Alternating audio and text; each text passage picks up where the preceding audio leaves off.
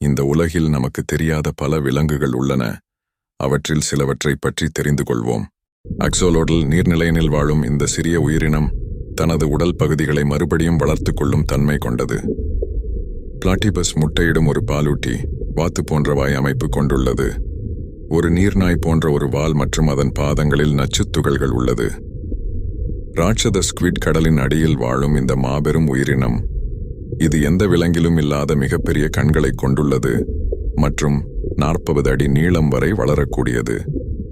நார்வால் பெரும்பாலும் கடலின் யூனிகார்ன் என்று அழைக்கப்படுகிறது.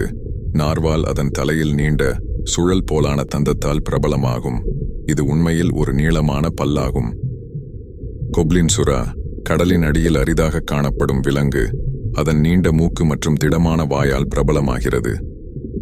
மடகாஸ்கரின் ஐயே அதன் நீண்ட விரல் மூலம் மரத்தினுள் பூச்சிகளை தேடுகிறது.